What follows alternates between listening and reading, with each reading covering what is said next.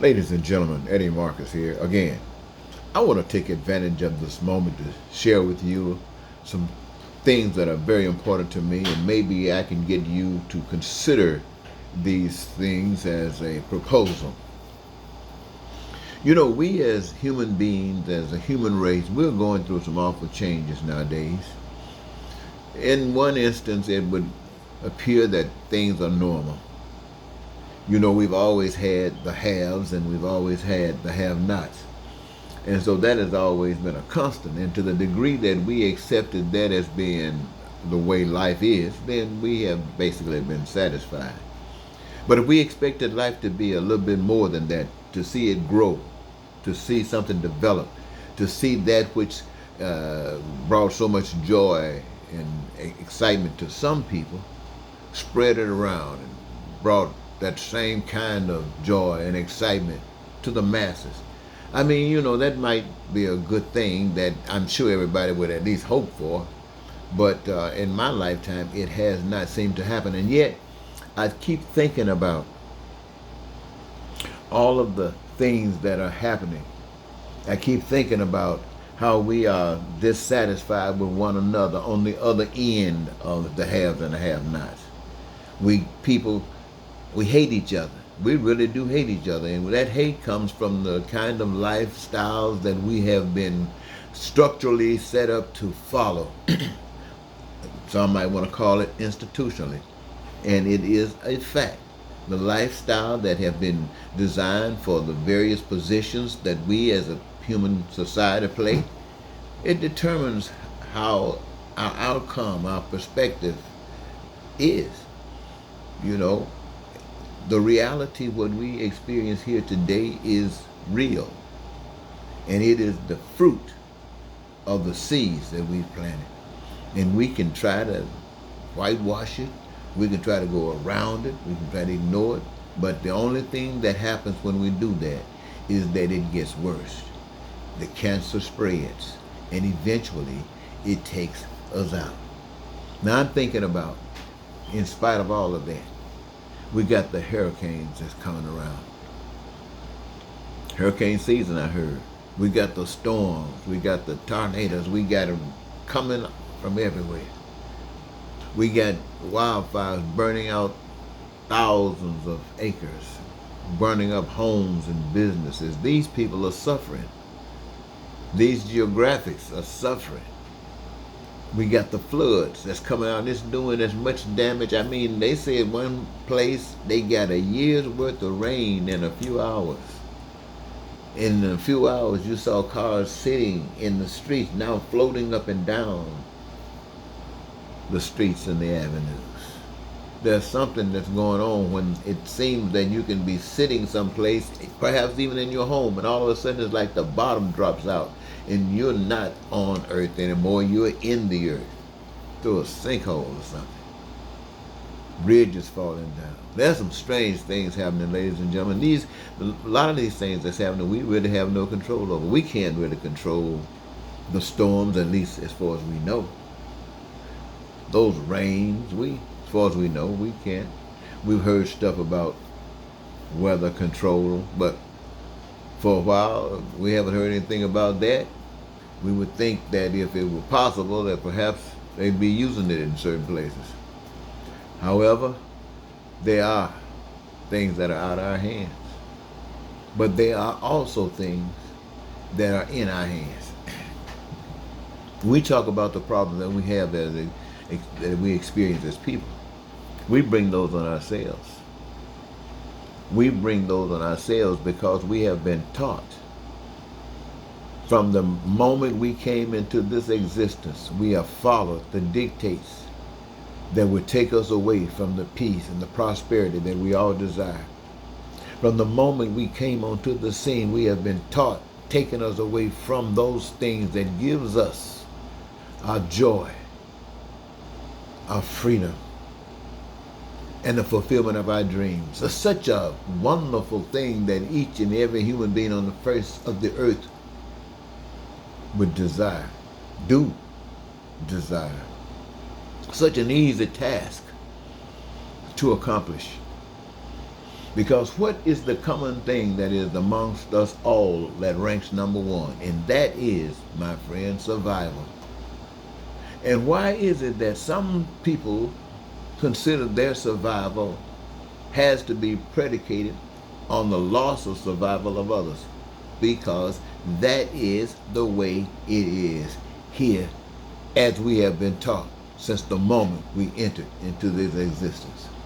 But the moment, my friends, that we can consider the truth, the real truth, that this peace and this prosperity, how does it happen? It happens by assuring that every individual are guaranteed their survival.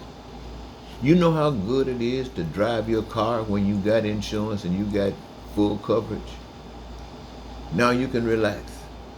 Do you know how wonderful it is when you get on the highway to drive and you know that everybody out there on that highway that's driving supposed to have a driver's license indicating they have learned how to drive, and you don't have to worry about anything because they're going to stay in their lane and you're going to stay in yours.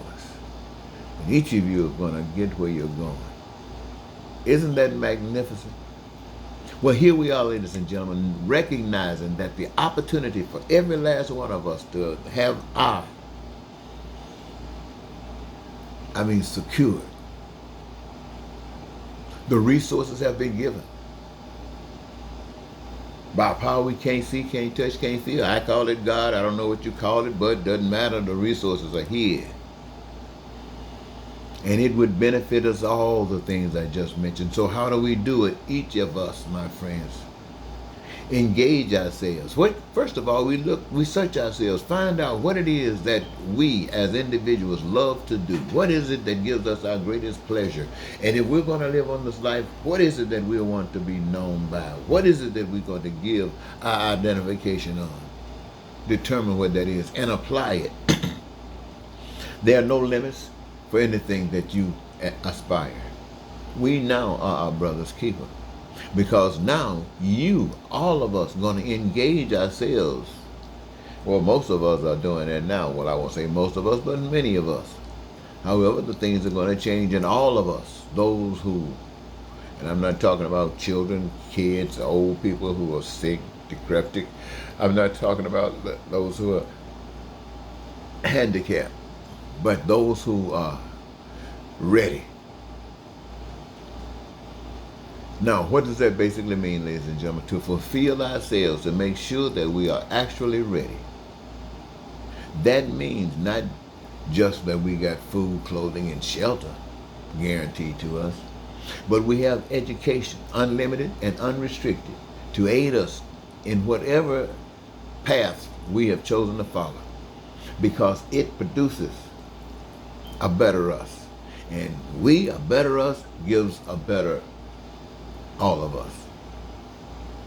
And that way, ladies and gentlemen, we don't have to worry about anything. However, before I close, I want you to know that I'm basically saying that each of us as family have food, clothing, shelter, education, and health care from the womb to the tomb. Each of us have access to all of the things that's created by the hands of man, unlimited and unrestricted, but as we need, want, or desire. Why? Because the resources are given by God and the abundance exists by the hands of we the people for the reservoir of goods and services to be there for we the people. Nobody's selling anybody anything, because we are not liars, we're not cheaters, we are a changed people. And ladies and gentlemen, I want to say this. There's a young man, he's deceased now, Dr. Kevorkian. He advocated euthanasia. Many of you might have heard of that. Perhaps you haven't. Look it up. It's about people who are sick, people who are having extraordinary pain and they can't recover from it. People who are basically just waiting to die. Euthanasia says these people have a right, just as they have a right to have a living will that says if I pass out, don't resuscitate me. If my heart stops, let it stay out. Just like they get the right to say that. They got the right to know that once they are only continuing to exist because they got the medicine to null the pain. The medicine to null the pain. But when the medicine is not working on the pain and there is no cure, then that same individual that says, don't resuscitate me, has the same mindset that can say, I need to have the authority to say whether I want to continue in this life or not. And make that choice. It's up to each individual. You know, if the pain is there and you just want to live because you think it's the way to live, you think God wants you to live, and you can think, whatever your reasons are, if you want to continue to give it a shot, give it a shot. But if you say, I've had my fill and I'm fine with it, I can't take this pain anymore, call all your folks over, everybody that you can, say, look here, it's been a wonderful, I'm telling you, it's been a wild ride. I love you all, and I'm so glad you treated me like a brother. But I think it's about my time to go to someplace else, and I just wanted to see you one last time and say goodbye to you. I love you. Hey, and then if you want to, while they're there, do whatever, take a cocktail, do what they do to my puppy, get a shot in the heel, and go to sleep. And why sitting there? Look here, ladies and gentlemen. Why do I say that? Because it's loving to me. To me, that's a loving way to die. The most loving way I can think of is to go to bed and go to sleep and don't wake up. That's the most loving way that I can think of. But we're not having control over that. But having freedom, feeling confident enough about the life that we've lived, feeling satisfied that we don't have an enemy at the end of the day, feeling satisfied that we can move on because really we've experienced life, and what more is there but except the next, if there is a next, but making room for the ones that's to follow. Get out of the way. Let other people speak. Let other people stand. And we just, hey, I mean, for those who want to do that, for those who want to do that, I say that because I want to do that. I don't like pain. I've seen in my lifetime too much pain. I've seen so much death. And most of the death and the pain came from cancer. I'm talking about pain, ladies and gentlemen. And I'm sure you know somebody that has died from cancer. And you know the pain as well as I do. And you've seen them sit there, stay there, can't do anything, no possibility of anything happening. Then they send them home, can't do anything for them, say, well, you know, we're not going to just be robbing you, insurance robbing you. So if you want, you can just stay at home and wait it out. And you just, and then, oh man, just waiting and waiting and waiting and waiting and waiting and waiting. That seems so crazy to me. Hey man, now look, then they got a little thing here to keep you from doing it, you know, because you can say, well, hey, you don't have to give me a shot, I'll take a shot. That's what some people might say. But then you got it fed up and say, well, if you had an insurance, you take your life, you lose your insurance, so they want to make you stay here and suffer. Well, once they send you home, that means they can't get any more money from you. Otherwise, they keep you in the hospital or something. So if they send you home, can't get any more money from you. Maybe you got a little better time to negotiate with them about the euthanasia. And what I'm actually saying to the people is this. There's a loving way of life, a wonderful way of life. You don't have to lie, you don't have to cheat, you don't have to steal. You don't have to hate white people or hate black people. You don't have to be jealous of male or female or straight people or people who are different. You don't have to be jealous of any of that.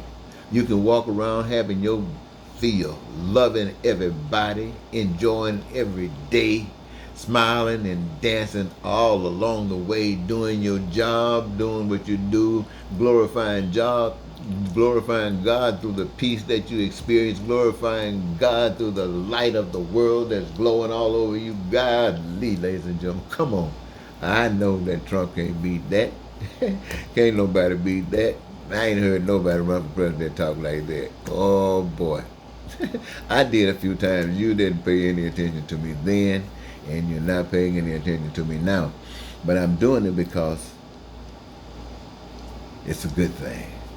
And I wanted to share it with you. I'm going to leave it there, ladies and gentlemen. I want to thank you so very much for giving me this your time. Until next time, Eddie Marcus saying goodbye.